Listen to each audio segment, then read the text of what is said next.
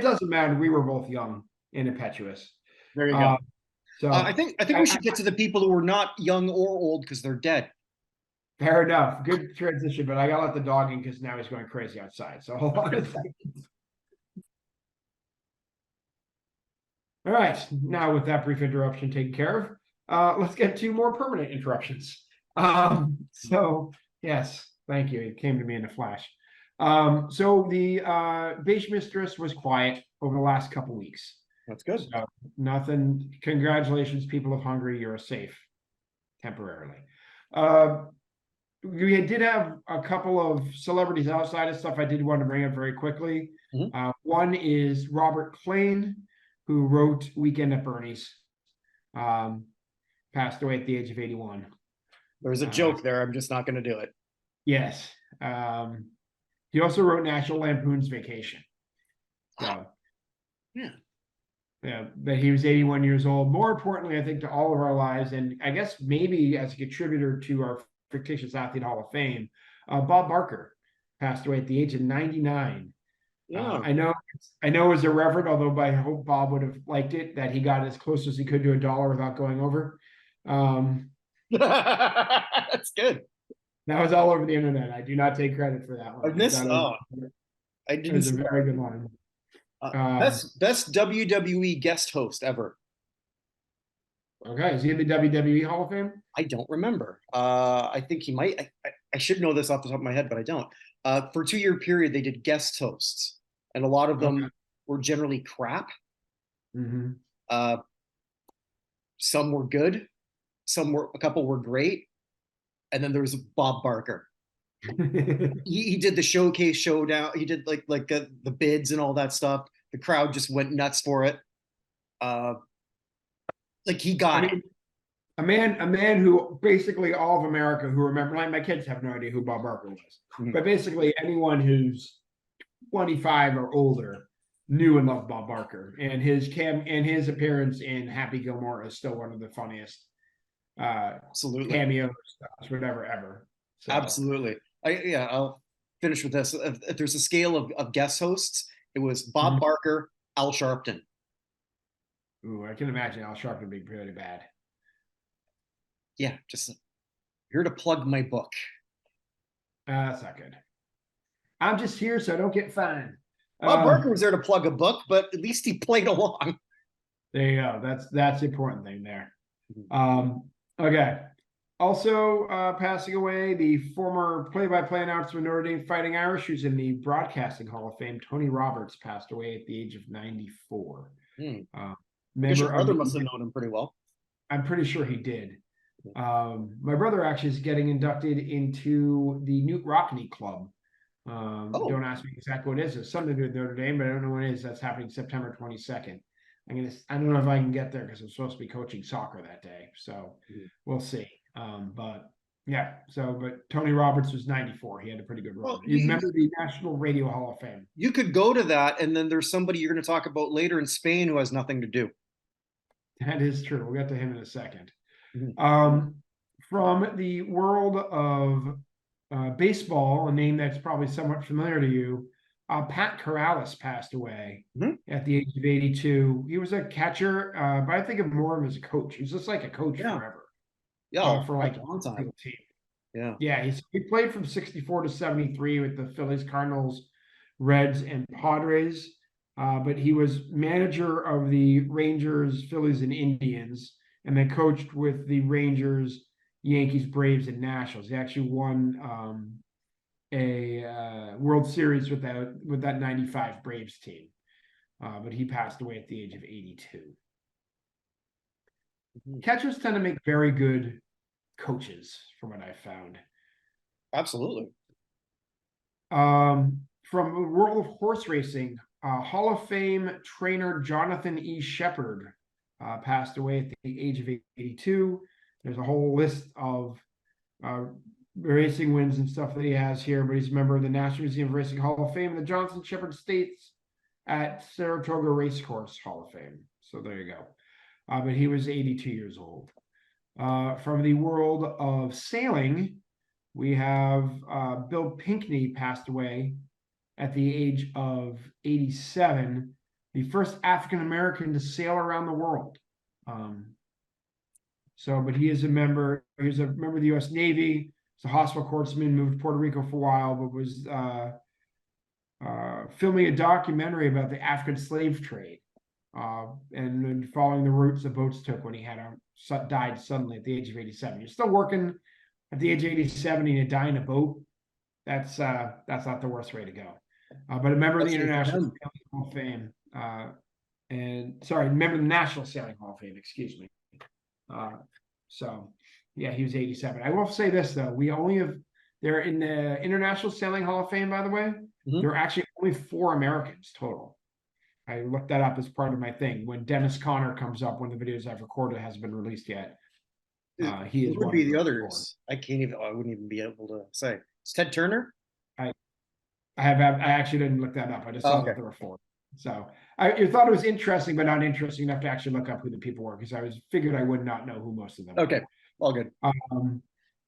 From the world of hockey, Brad Maxwell passed away, a defenseman who played with the North Stars, Chiefs, Canucks, and Rangers. Was a member of the 81 Stanley Cup Finals team. They didn't win, but the finals team, they lost to the Islanders in 81 with the Minnesota North Stars.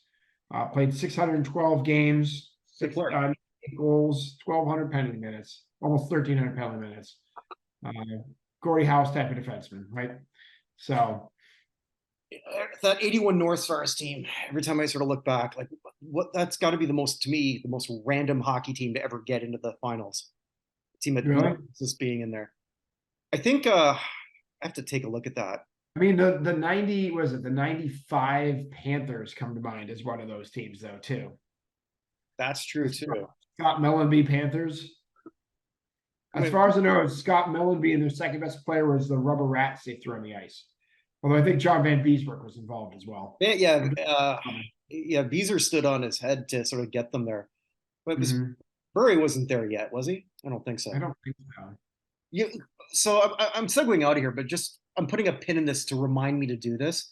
We had been pushing, well, not just us, but mostly you and I have been super happy for our mutual friend Ron Katz, who has been doing a lot of work behind the scenes, and Randy Gradishar was nominated as a senior finalist. We think he's going to get in. There's like a small doubt in my mind that the other 2 might get in, particularly Art Powell, that there might be someone blocking him. No one's blocking Randy Gradishar. Right. But one interesting thing that sort of came up during a lot of the research was this is the only Super Bowl team, winner or loser, of since like 2005 or something like that has nobody in it. And I think it'd be interesting to do the same in hockey, because I mean, the 81 Stars, I don't think Dino Ciccarelli was there yet. Let's find out. Keep talking. He might have just come up in the postseason. So 81 North Stars: Neil Broughton, Don Beaupre, Brian Bellows. Let's see. The computer's taking a while because I still have a whole some of these open. Broughton, Ciccarelli was there. He's 20 years old, a 20-year-old rookie. Okay, so he's probably called up because I think he was more regular. Okay, so then that ends that one up. Maybe I'll have to look at the 95 Panthers one day. Yeah, hold on, let's do that right now. All right. So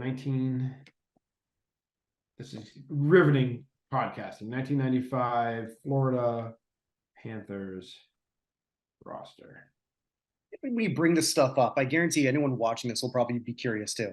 The people who are watching this, the people who watch this, like kind of things they would like. Like I said, when she was asking the person who's helping us with our Hall of Fame, when she's asked us to describe it, I'm like, we are a very specific type of nerd, and the people who are watching us are also that specific type of nerd. That's how it works. So I'm looking at who might be there. Radek Dvorak, Gilbert Dion, probably not. Ed Jovanovski was pretty good. Bill Lindsay, Scott Nellenby, Rob Niedermeyer's on that team. Okay. So there you go. And Beezer. Brad Smith and Jeff Smith. Spelled differently, both of them. Smith and Smythe. but both pronounced Smith. Mm. Anyway, all right. Back to what we're from wrestling. This is a name I was not familiar with. I don't know if you are. Adnan Al-Kasi passed away at the age of 84. Yeah, General Adnan Al-Kasi. He's an interesting story. Please.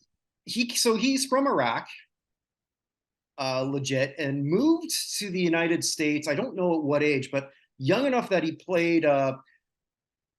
Young enough or old enough that he still like can speak Arabic, but young enough that he played football at the University of Houston. I think this is Oklahoma State. Oklahoma State. Okay, I read Houston, but okay, all good. Went into wrestling for afterwards, but like a lot of wrestlers, they sort of hid their ethnicities or became something else. So he wrestled as Billy White Wolf. Oh. Teaming with Chief Jay Strongbow, who was born Joe Scarpa. They would become tag team champions of the WWF in the 70s. So yes, your Native American tag team of an Iraqi and an Italian. But anyway, whatever. He would later have his biggest run in 1991 when he became Sergeant Slaughter's manager, and when Sergeant Slaughter became an Iraqi sympathizer.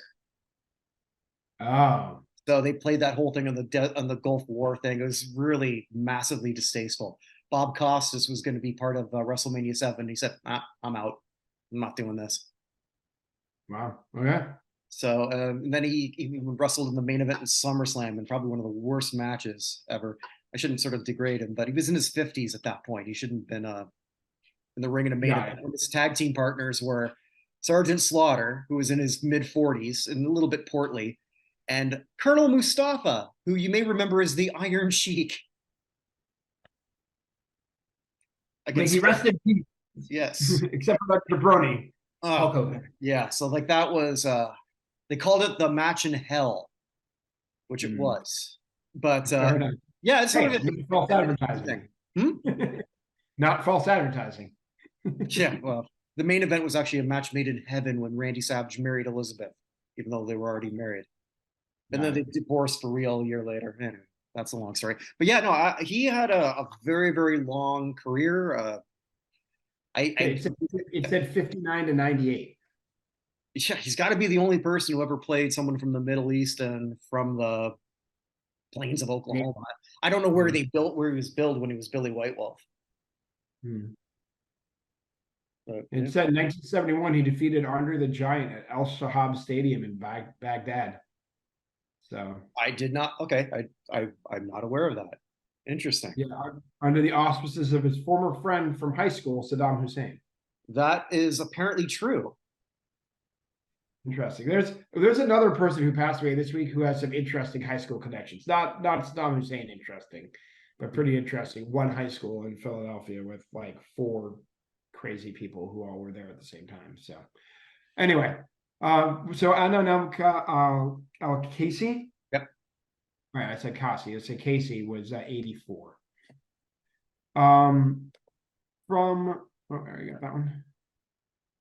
From the world of baseball, we aren't very many of them left. Another member of the All-American Women's All-American Girls Professional Baseball League passed away. Wilma Briggs, who's second all-time in home runs in the history of the league.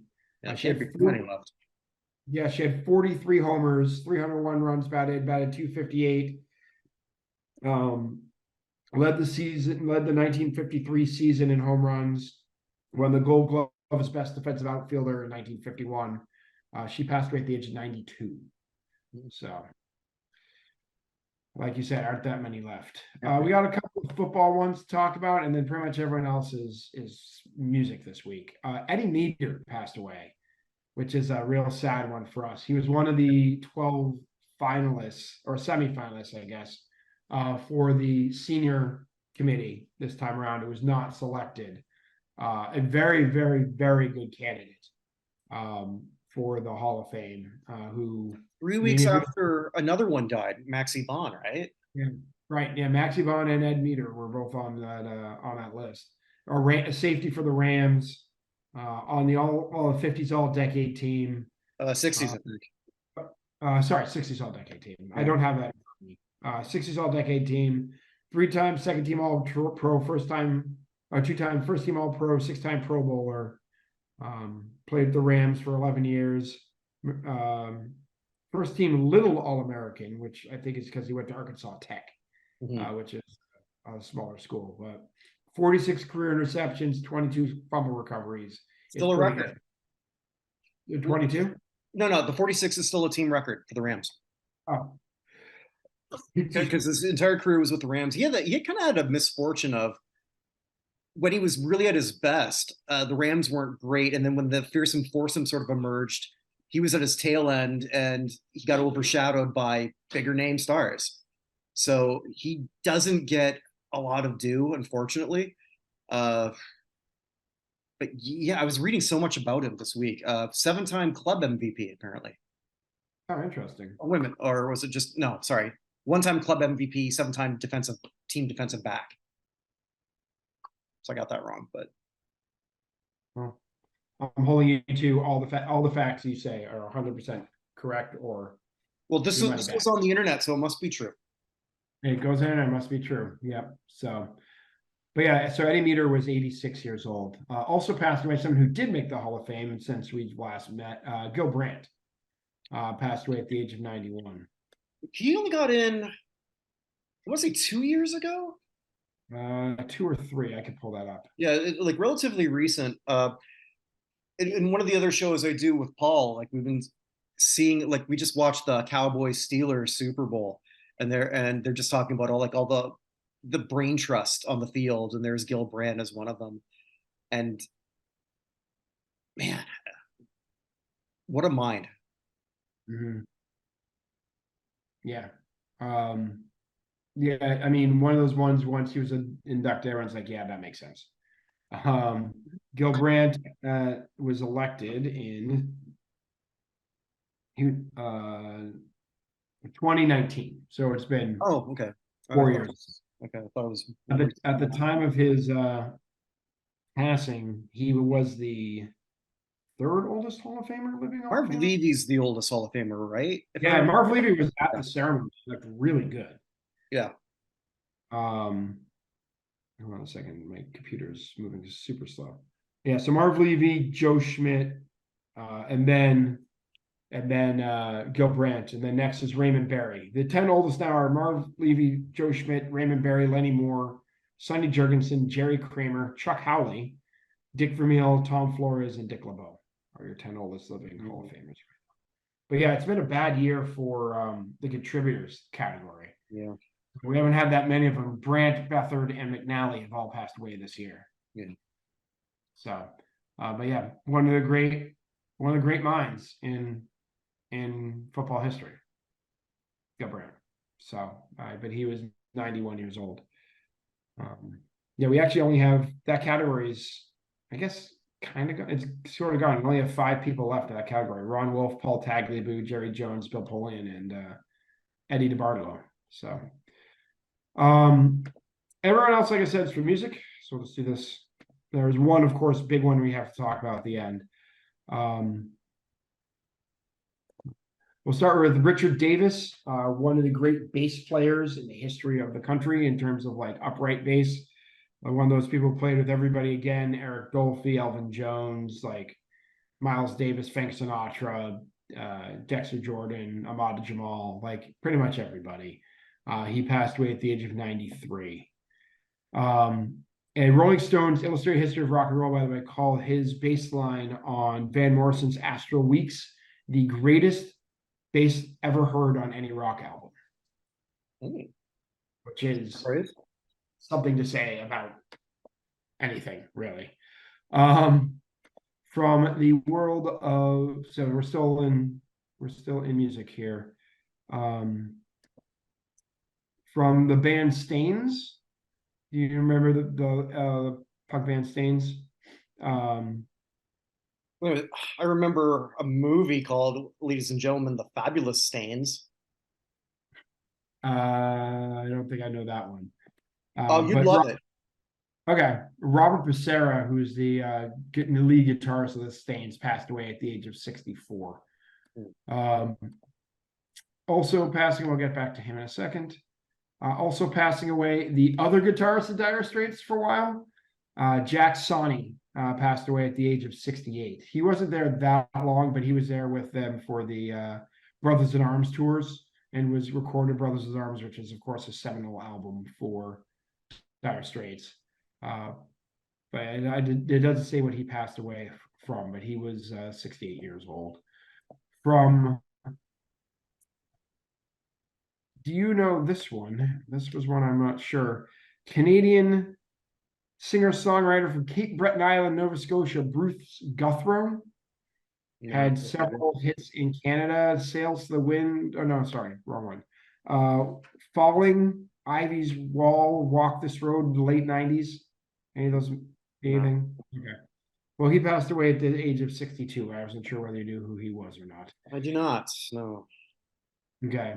Also passing away, Joe Fagan, best known for the hit song "Breaking Away" / "That's Live It All Right" from 1984.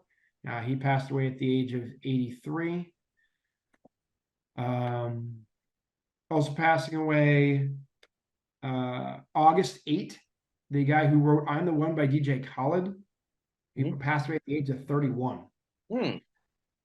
Yeah, so that's DJ Khaled song with the guys as Justin Bieber, Chance the Rapper, Lil Wayne, and Quavo are all on it. Also wrote "Fashion Week" by Wale, but he passed away at only 31. They don't give a reason, but his real name was Ray Devon Jacobs, but went by August 8, which was not the day he was born, by the way. He was born on January 2nd. You would have thought that one might be it, but that's not why he went with it. I'm sure that date holds some special meaning. It probably did. Yeah. From the Trey Anastasio band.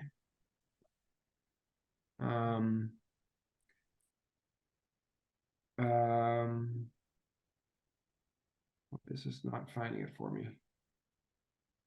The guitarist of the Trey Anastasio band died, and I cannot find it at the moment. His name, Trey, and there it is. James Casey. I'm sorry, saxophonist. For Trey Anastasio band, James Casey passed away at the age of 40 from colon cancer. Gotta get checked for that. I'm turning 45 next year. I get my opportunity to. Yeah, that's what my doctor keeps telling me. She says, "Would you prefer a man to do it? Does it really matter?" It doesn't really. No. I don't really care. Well, let's move on out of this one. This is our worst segue, please. The lead singer of one of the great doo-wop bands, Larry Chance and the Earl. Larry Chance passed away at the age of 82.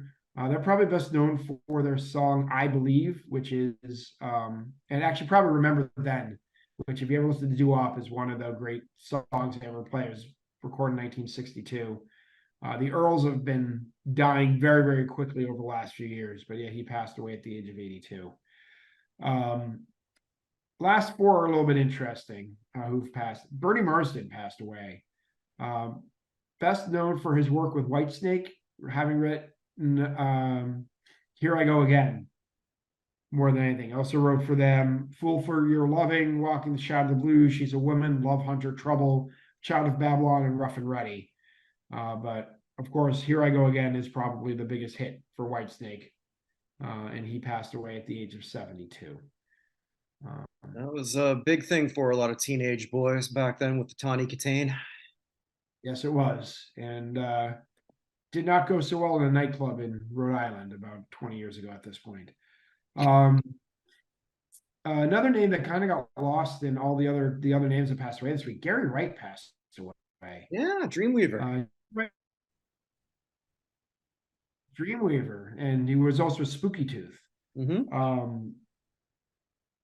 Dreamweaver, which was a huge hit. When was Dreamweaver? I actually don't. I know this. Well, I know it got Dreamweaver revived. went to number 2 in 1970. Got revived a bit too because it was used on the Wayne's World soundtrack. Yes, that's correct. Yeah. But yeah, I went to number 2 in 1976. Also another hit in 1976 called "Love Is Alive" off the same album that went to number 2. But yeah, he also, his other big hit was "You Really Want to Know You," which happened in 1981. But Wright was 80 years old. So I didn't actually hear about it until I was going through this week. But he passed away on September 4th. what I did hear about, a man who I accidentally saw in concert on 2 separate occasions, Steve Harwell of Smash Mouth, died at the age of 56 in Boise, Idaho. He had kidney failure. He had a tough end of his life Well, there. he was a heavy drinker. I was reading a lot more about him. Actually, he's sort of one of the things I thought, man, I really don't understand modern music anymore because when the first hit was "Walking on the Sun," Mm-hmm. and after I heard that, okay, it's sort of catchy, but okay, we will never hear from this band ever again. I'm sure I even said that to people around me. I was way off on that one. They did have, well, one other very big hit with All Star. Another one that's crap. I can't remember their third hit single. I think their last one was "I'm a Believer," the Monkeys cover. Yeah, Uh, then the morning comes. that's the one. Yeah, that's the one that got significant radio play when we actually listened to that. But yeah, no, I got them way off in terms of that. I was actually listening more of their back catalog after he passed away. It's you know, so the music snob in me back then didn't like it. The older, just more, let's just have some fun. I appreciate it a lot more now, if that makes any more sense. I'm sort of Mhm. picking up more on the ska influences that I didn't really pick up on then or didn't care to. Yeah. Yeah. Yeah, rough go. Because I read too, and it's on Wikipedia, so I don't know how accurate this is. Like his last concert, like he was pretty much at some fair, he was drunk, uh, did the Nazi salute. Oh boy. So I Well, guess his first band was a rap group called Freedom of Speech, which okay, well, yeah, so, but he here's how I think I've told the story before, but here's how I've accidentally seen Smash Mouth yeah, play. please. The second one's more obvious because, like I said, I just saw both Blue Oyster Cult and um, the Bodines this weekend. I also missed out on what can I think of his name? One of the surviving members of the Beach Boys because my kids were just exhausted. Um, Al Jarreau. Oh, Um, okay, Al Jardine. Al Jardine, not Al Jarreau. Al Jardine. Thank you.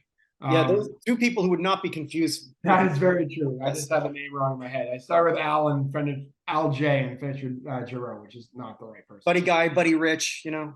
Yeah, it happens. Yeah. Right. Buddy Bell. Buddy Bianca Lana. Yeah. Airbud. Uh,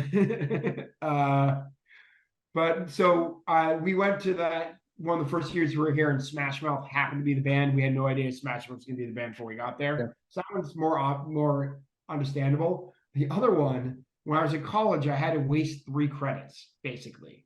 We had to do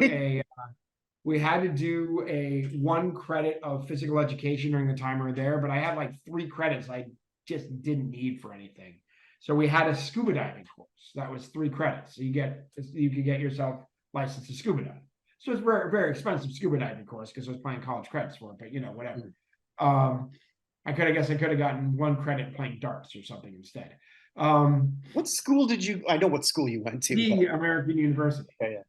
But I came out, so we were doing that. I came out of the pool, and the pool's right next to the basketball arena, Bender Arena.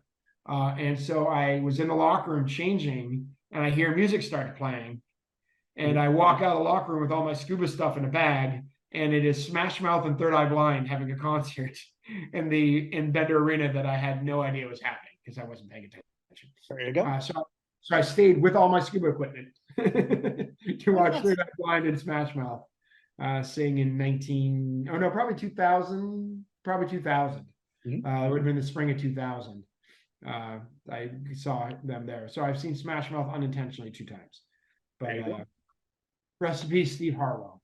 But of course, the biggest name who passed away this week, and someone who I now think is probably getting elected to the Rock and Roll Hall of Fame next year because they're not, or I wouldn't be surprised. Okay, go on. Jimmy Buffett.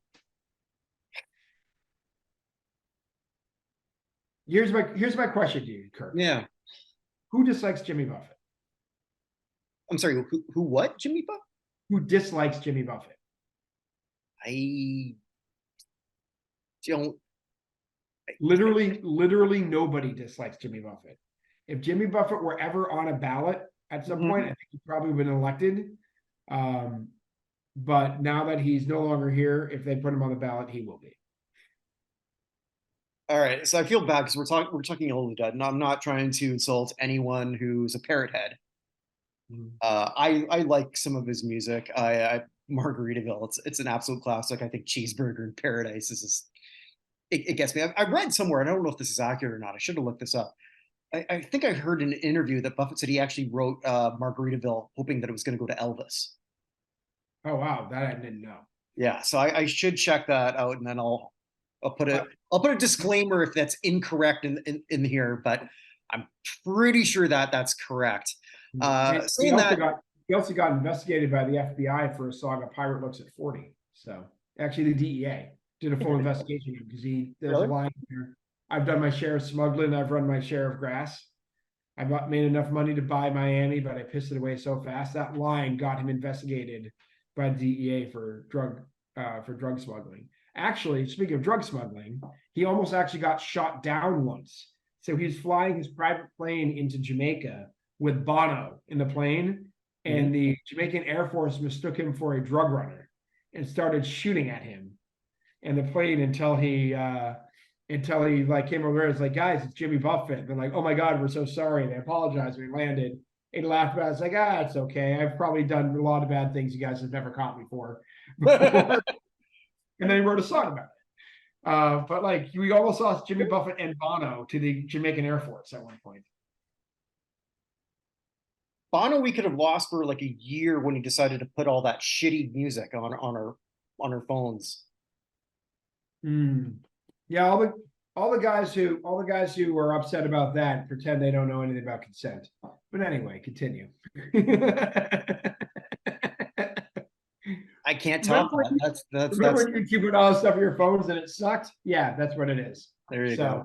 Continue. But for a long time, like one of the biggest search engines was how to get U2 off your phone.